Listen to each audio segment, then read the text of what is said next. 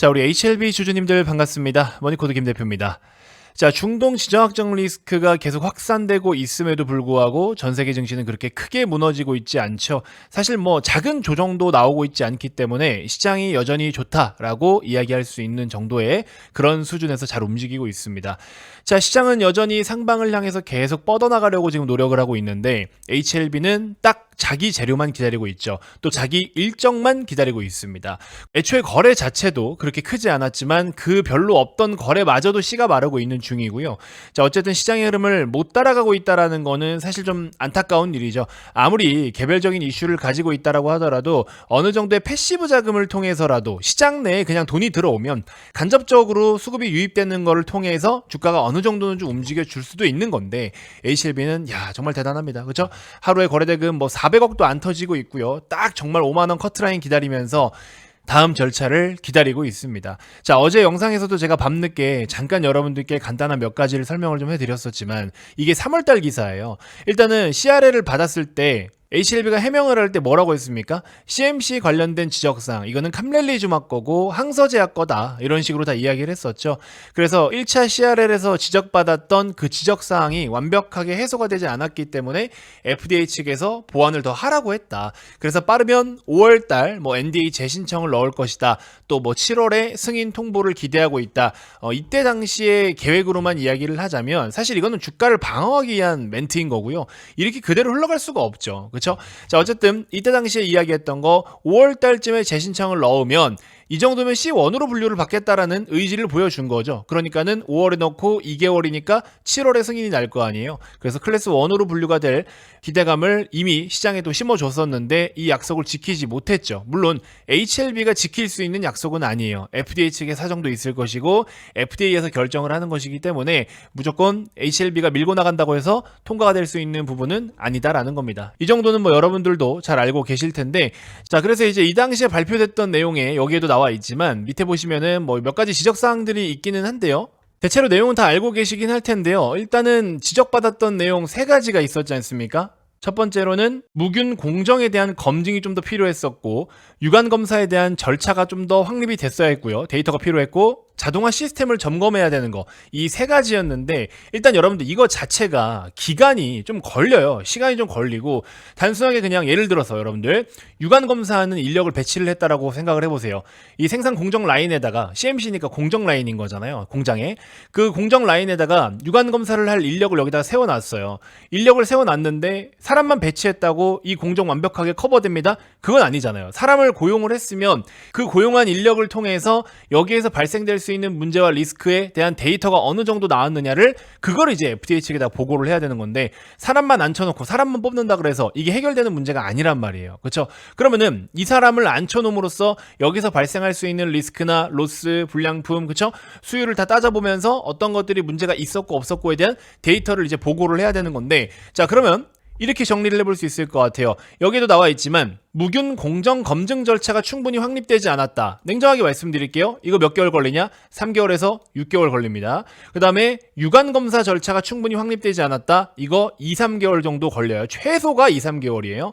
그 다음에 전자장비의 적절한 성능을 보장하기 위한 프로그램의 정기적 검사나 점검이 충분하지 않다. 자동화 시스템에 대해서 이야기하는데 요거는 그래도 3개월 내외입니다. 자, 그러면 길면은 유관검사 절차 같은 경우에는 사람에 따라 좀 차이가 있을 수 있기 때문에 정말 길면 6개월까지도 소요가 될 수 있다라는 거고, 물론 1차 CRL을 받았을 당시에 이게 어느 정도 수준까지 커버가 됐을지는 모르겠지만 어찌됐건 이렇게 데이터가 충분하게 다 필요로 하기 때문에 이거는 시간이 소요될 수밖에 없는 건데, 이걸 가지고서 사실 이런 식으로 기간을 단정 지어가지고 빠르면 5월, 7월 승인 통보 기대 이런 식으로 해놓은 게 이게 이제 주주들에게 너무 희망 고문을 하는 거죠. 그때 그냥 이제 주가 방어를 하기 위해서만 열심히 또 이렇게 커버를 하는 그런 모습들이 아니었나. 지금에 와서 보면은 사실 결과론적으로는 그런 것 같아요. 그래서 우리가 구체적으로 알 수는 없습니다. 말씀드렸던 3가지 무균 공정에 대한 검증이 어디까지 이루어지고 있는 거고, 유관 검사 절차는 지금 어디까지 데이터가 쌓였는지 이런 건 알 수가 없는데, 이제 어쨌든 뭐 못해도 9월달 안에는 나올 거 아니에요. 그렇죠? 9월달 안에는 재심사를 주가를 무조건 넣습니다. 물론 지금 6월인데 9월 얘기를 하고 있냐 이렇게 생각하실 수 있는데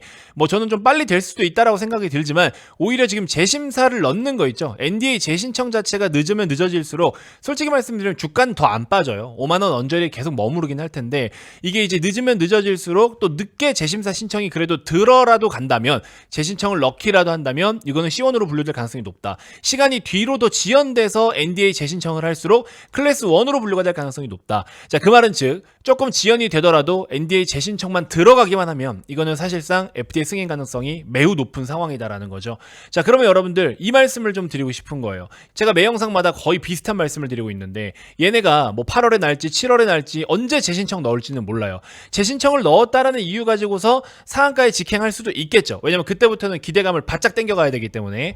그래서 실제로 NDA 재신청을 넣었다는 이유만 가지고도 상한가 뿜어내면서 쭉쭉 뻗어 올라갈 수는 있습니다. 자, 그러면 그 중간에 여러분들 과연 뛰어탈 수 있는 구간이 없겠느냐라는 거죠. 뛰어탈 수 있는 구간 충분히 있습니다. 하다못해 상따를 하더라도 여러분들 지금 5만 원이니까 6만 5천 원 상한가 가도 여기까지밖에 안 올라와요. 그죠? 그러면 여러분들 차라리 요만큼의 이 30%의 시세는 다른 쪽에서 지금 오늘도 그렇게 징글징글하게 못 가던 카카오 같은 종목도 이렇게 바닥에서 급등을 계속 보여주고 카카오페이도 어마어마한 상승을 보여주고 있죠. 얘네도 지금 정부에서 칼을 갈고 얘기하고 있단 말이에요. AI가 됐든 스테이블 코인 관련된 이렇게 정책으로 붙어버리니까 이게 어마어마하게 지금 주가가 올라가고 있단 말이에요. 그렇게 못 가던 네이버도 지금 정부의 핵심 정책으로 수혜가 돼가지고 이렇게 엄청난 상승을 보여주고 있단 말이죠. 지금 솔직히 못 가는 거는 제약바이오 일부 종목들이라든지 플러스로 2차전지밖에 못 가고 있어요. 근데 제약바이오도 좋은 기업들은 그래도 시세가 최근에 좀 올라왔고 실적으로 드러나는 기업들은 나름 높은 위치에 있습니다. 알테오젠도 신고가 대비해서 지금 마이너스 14%밖에 안 되잖아요. 리가켄바이오 같은 종목도 보시면 고점 대비 마이너스 25%밖에 안 돼요. 충분히 장기적인 추세도 유지가 되고 있는 거고 ABL 바이오 같은 종목도 신고가 대비 얼마 차이 안 나요. 펩트론도 마찬가지고 이런 좋은 종목들, 플랫폼 기업들 이렇게 기술력이 있고 새롭게 체질 개선이 이루어진 이런 제약 바이오 기업들은요. 고점에 있단 말이에요. 고점에. 그쵸? 근데 지금 이슈만 기다리고 있는 HLB는 이렇게나 바닥을 기고 있는 중이다라는 거죠. 물론 HLB가 5만 원은 최하단선이라고 보는 게 맞다. 그래서 저는요, 여러분들께 욕심을 내라는 게 아니잖아요. 두 마리 토끼를 지금은 다 잡아야 된다. 시장 내에 거래대금도 엄청나게 지금 올라오고 있죠. 거래대금도 정말 크게 올라오고 있고요. 신용잔고도 계속 올라오고 있다라는 거는 이거는 조만간 시장이 한 번 더 크게 쏜다라는 걸 의미하고 있는 겁니다. 그러면 적어도 이렇게 주는 기회는 좀 잡아놓고 하다못해 여러분들 극단적으로 설명드릴게요. 여러분들이 1억을 투자하고 있어요. 그럼 이 중에서 한 1,000만 원 정도, 1,000만 원 정도만 여러분들이 예를 들어 지금부터 하다못해 제가 좀 전에 보여드린 것처럼 스테이블 코인 관련된 것들 이런 거는 외환 방어를 하기 위해서 여러분들 진짜 지금 정부에서 제대로 시행하려고 하고 있는 거거든요. 법안이나 정책을 발의를 해서. 그렇기 때문에 스테이블 관련된 코인들 예를 들어 그런 걸로 접근을 했을 때 여러분들의 전체 자산 1억 중에 비중 10%잖아요. 딱 1,000만 원만 매매를 했어. 그게 두세 배 가. 그러면 이제 원금 포함해가지고 한 3,000만 원, 4,000만 원 되다라 가정해볼게요. 그러면 여러분들은 1억 3천에서 1억 4천 정도의 총 투자 금액이 되겠죠. 총 시드 금액이 이제 만들어질 텐데 그러면은 10%밖에 투자를 안 했지만 계좌 수익률 기준으로는 30-40%의 수익이 난 거잖아요. 이거 여러분들 무시 못한다라는 거죠. 그쵸? 자, 그렇기 때문에 물 들어왔을 때는 그 물을 어느 정도는 여러분들이 떠 마셔줄 필요가 있다라는 겁니다. 또 제가 정치적인 거 얘기하면은 막 파란색이다 어쩌다 자꾸 이런 분들이 계셔가지고 정치적인 색깔 내려놓고 지금 그냥 있는 그대로 말씀드리는 건데 여러분들 제가 진짜 다른 거는 말씀 안 드릴게요. 나중에 진짜 여러분들이 후회해요. 코스피 3,500 가고 4,000 가잖아요. 근데 HLB 지금 계속 뭐 미뤄져가지고 6월도 안 나와 7월 8월 막 이렇게 딜레이 돼. 그러면 시장은 저기 위에 가가지고 막 놀고 있고 남들 돈 벌었다고 자랑하고 있는데 그때 이제 여러분들은 현타 오는 거예요. 그때 이제 지금이라도 뭐 해볼까? HLB 들어와서 안 되겠냐고 팔고 넘어가는 순간 HLB 급등 시장 빠져. 이러면 엇박 타는 거야. 이거 뻔하잖아요. 보통 개인 투자자분들이 그런 식으로 매매를 한단 말이에요. 보통의 개인들은요 올라가 있는 시세를 보고서 마음이 흔들려요. 그렇게 또 갈 거라 생각하고 아니죠. 그게 절대 아니죠. 그래서 지금은 여러분들이 진짜 소액이라도 좋아요. 비중 10% 여러분들이 시드가 얼마여도 상관없어요. 여러분들의 시드머니가 뭐 1억이 됐든 5억이 됐든 1,000만 원이 됐든 상관없습니다. 하다못해 돈 100만 원 하다못해 300만 원 정도라도 지금 현재 시장 트렌드에 맞는 종목을 조금이라도 매수를 해놔야 나중에 후회를 하지 않는다. 그리고 최소한의 시장 상승만큼의 수익은 챙길 수가 있다라는 겁니다. 이게 여러분들 저는 HLB 주주님들이 안타까워서가 아니라 그저 지금 우리는 똑같은 투자자잖아요. 그렇죠? 투자자로서 전략적으로만 여러분들이 시장을 바라보시면 하다못해 HLB를 비워놨다가 추후에 움직이는 거 NDA 재신청 넣었을 때 다시 들어와가지고 접근하고 컨택하고 여러 가지 전략은 많아요. 근데 여러분들이 시장을 제대로 안 들여다보려고 하니까 그냥 묻어두면 되지. 할 줄 몰라, 모르겠어, 어려워, 에이 이렇게 되면 어떡해, 막 심리적인 거에 고통에 막 쌓여가지고 여러분들이 아무것도 못하고 있어. 그러면 시장 다 날아가. 그제서야 이제 나도 뒤늦게 뭐라도 해봐야 돼. 들어가면 꼭대기야. 그쵸? 안 그러셨냐고. 여태까지 계속 그러셨잖아요. 볼까요? 2차전지 많이들 들고 계셨었잖아요. 뭐 HLB 주주님들은 잘 모르겠다만 에코프로 어떻습니까 여러분들? 1,700원짜리가 30만원까지 올라갔잖아요. 액면분할 기준이긴 하지만 그러고 나서 이제 이때 막 뛰어들어갔다가 물려가지고 고생하신 분들도 많으시잖아요. 2차전지가 대부분 이런 모습들을 보여줬었는데 한참 올라가기 시작할 때 이럴 때 좀 사야 된다라고 했으면 적어도 몇백 프로 수익은 다 냈을 거 아니냐고. 그 다음에 요즘도 많이 올라가고 있는 LIG X1 2020년 코로나 팬데믹 때 15,600원짜리가 지금 56만원 와 있잖아요. 어마어마한 상승이에요. 3,500%가 올랐습니다. HD 현대일렉트릭 보십시오. 얘도 코로나 때부터 9,500%가 올랐다고. 우리나라에 이런 종목이 있잖아요. 여러분들 막 100배씩 올라가고 하는 종목이 있는데 이런 걸 왜 안 건드리시냐고요. 소액만 넣어도 된다니까. 예를 들어 1억 중에 여러분들 1,000만원 넣었는데 1,000만원이 100배가 됐어요. 10억이잖아요. 그쵸? 그러면 계좌 수익 자체로만 놓고 보더라도 10배인 거예요. 이게 무시 못한다니까? 그래서 비중 10%만 사는 것도 여러분들 정말 큰 돈이 되는 거기 때문에 이거 진짜 무시 못한다. 그래서 지금도 여러분들 그렇게 갈 수 있는 종목들이 너무 많이 널려 있어요. 실제로. 그래서 보시면 좀 전에 보여드렸던 LIG 넥스원도 56만원대라고 말씀드렸잖아요. 근데 보시는 것처럼 제가 실제로 추천을 했던 내역이고 장기적으로 보유를 다 하고 있다. 85,000원을 추천했는데 지금 57만원 와 있다고요. 이때 당시에 저희가 중간에 캡처한 기준만 해도 200%, 150%, 170%, 200% 그죠? 소액만 사도 된다고요. 물론 저희 회원님들은 그때 당시 비중이 조금 컸지만 그래서 뭐 7,500만원, 4,000만원 이렇게 메인 종목으로 수익을 이런 식으로 챙겼지만 현대일렉트릭도 방금 보여드렸잖아요. 근데 저희는 언제부터? 47,000원. 그래서 몇 프로? 500%대도 이렇게 수익을 만들어냈었다. 그래서 소액만 들어가도 된다. 그러면 지금은 정부에서 밀어주려고 하는 것들 많이 있잖아요. 오늘 AI 관련된 종목들 움직였죠. 징글징글하게 안 가던 카카오, 네이버도 다 갔죠. 그 다음에 2차전지 이제 뭐 좀 있으면 또 움직이긴 할 텐데 어쨌든 얘네들은 아직까지는 아니고 또 반도체 비중 채워둬야 되고 제약바이오 같은 경우에는 플랫폼 위주로만 보셔야 된다. 한참 고점에 있는 것들. 그죠? 그래서 그렇게 보셔야 되는데 HLB는 지금 그 어디에도 못 끼고 있다. 그러면 여러분들이 HLB를 그동안 오랜 시간 동안에 투자해온 거 기회비용이 아깝다고 생각하실 수 있겠지만 지금부터 날릴 건 또 생각 안 하시냐고요. 그러니까는 이런 거 저런 거 여러분들 눈높이와 여러분들의 마음가짐, 여러분들의 심정 상태를 고려를 했을 때 비중 딱 10%씩만. 그렇죠?